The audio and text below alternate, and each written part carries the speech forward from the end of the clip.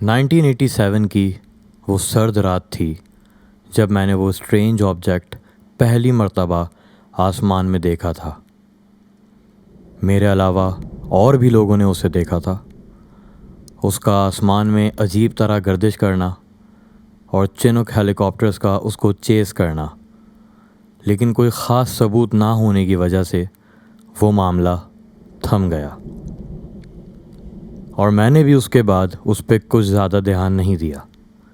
لیکن ایک رات مجھے وہ پھر سے دکھائی دیا، اس بار بہت ہی زیادہ قریب سے۔ اسٹرینج لائٹس اوور کنٹکی کا final chapter. Welcome to after hours, let the terror بگن۔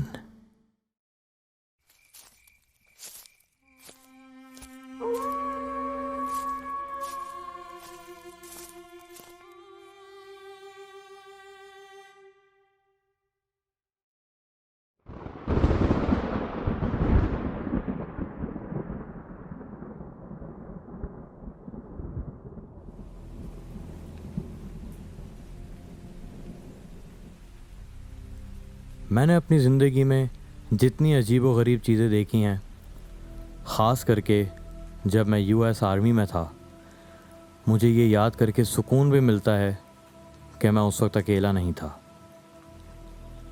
اسی بات سے آپ کا تعارف اپنے پرانے آرمی کے دوست سے کرا دوں، سارجنٹ ہیسلپ۔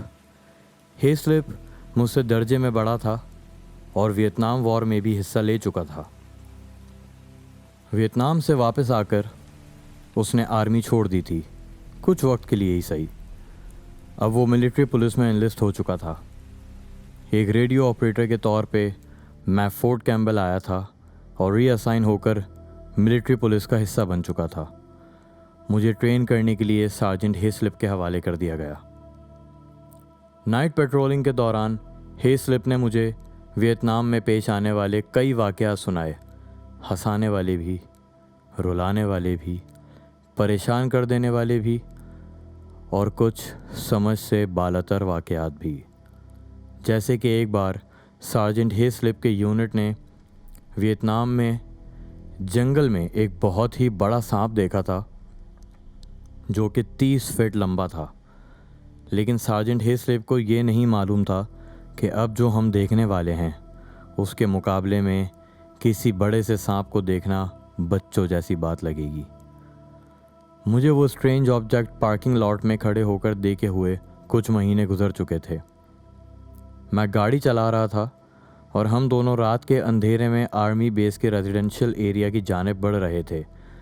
باتیں کرتے کرتے اچانک سے سارجنٹ ہیسلپ نے مجھے بڑی ہی گھبرائی ہوئی آواز میں گاڑی روکنے کو کہا۔ میں نے گاڑی روک دی اور ہیسلپ اپنا سر گاڑی سے باہر نکال کر پیچھے کی طرف دیکھنے لگا۔ کچھ دیر بعد اس نے مجھے کہا کہ جب وہ سائیڈ مرر میں دیکھ رہا تھا تو اچانک آسمان سے ایک روشنی بہت ہی تیزی سے زمین کی طرف آئی ہے۔ سارجنٹ ہیسلپ میرا دوست تھا، لیکن کیونکہ وہ مجھ سے درجے میں بڑا تھا، اس نے مجھے آرڈر دیا کہ ہمیں واپس جا کر اس چیز کو دیکھنا چاہیے۔ میں نے سر ہلایا اور گاڑی بھی گھمائی۔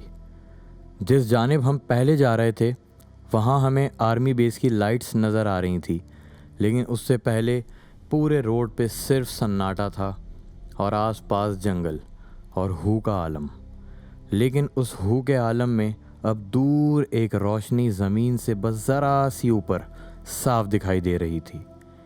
ہیسلپ کا ارادہ تھا کہ وہ ریڈیو پہ باقی یونٹ کو اطلاع کرے اس روشنی کے بارے میں، لیکن اسے سمجھ نہیں آ رہا تھا کہ میں کیا بتاؤں گا۔ میں نے ہیسلپ کو مشورہ دیا کہ ہمیں پہلے قریب جا کر دیکھنا چاہیے کہ یہ آخر چیز کیا ہے۔ ہیسلپ نے میری بات مان لی اور ہم اس چیز کی طرف بڑھنے لگے۔ ابھی 10 منٹ پہلے ہی ہم اس جگہ سے گزرے تھے اور جہاں سے یہ روشنی آ رہی تھی وہاں پہ ایک 150 فٹ اونچا کمیونیکیشن ٹاور بنا ہوا تھا۔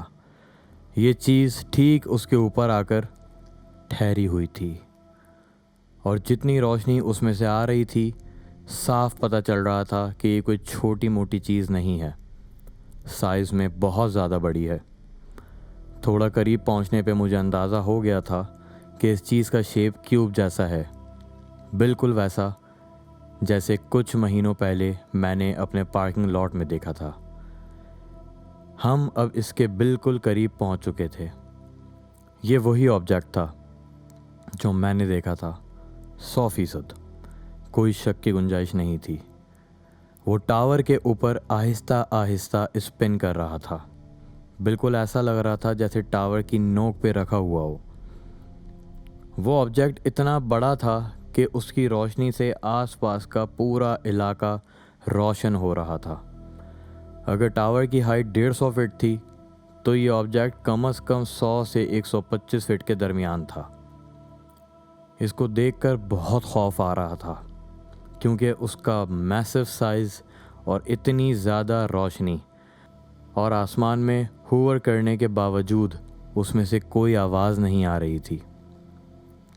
बिल्कुल खामोशी थी।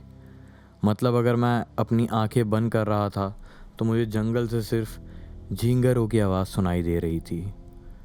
आपको शायद अजीब लगे कि खौफ से ज़्यादा मुझे तजस्सुस हो रहा था कि शायद ये कोई नया टॉप सीक्रेट एयरक्राफ्ट है।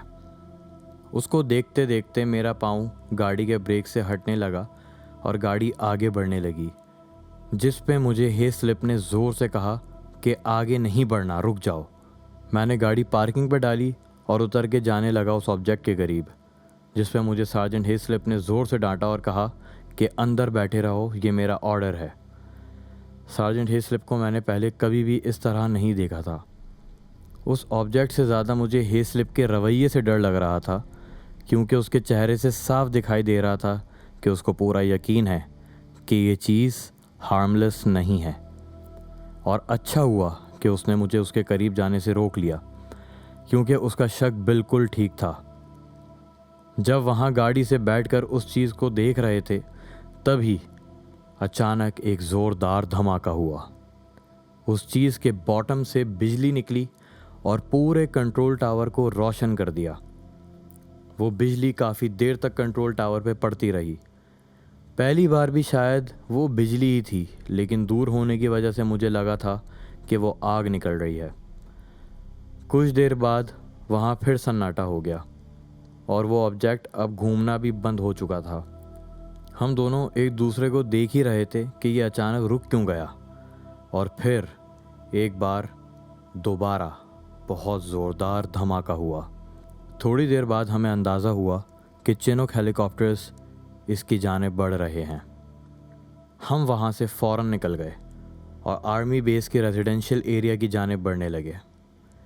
सार्जेंट हेस्लिप ने मना कर दिया कि हम ये बात किसी को नहीं बताएंगे।